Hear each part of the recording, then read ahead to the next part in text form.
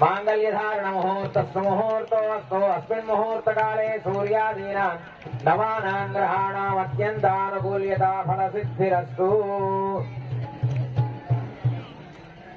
సాధారణంగా మన యొక్క అంటే మానవులు మనుష్యుల యొక్క వివాహ సందర్భంలో అయ్యగారు పిల్లవాడితో వరుడితో అనిపిస్తాడు, మాంగళ్య తంతునానేన మమ జీవన హేతునా కంఠే బధ్నామి సుభగే త్వం జీవ శరదాం శతం.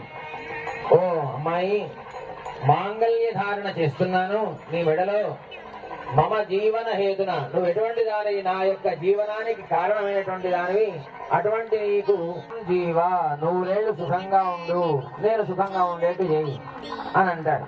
మరి ఇక్కడ స్వామివారి కళ్యాణం, స్వామివారి కళ్యాణంలో మమ జీవన హేతున అనేది కొంతవరకు సరి అయినటువంటిది అయినప్పటికీ ఇంకో అంశం ఉంది.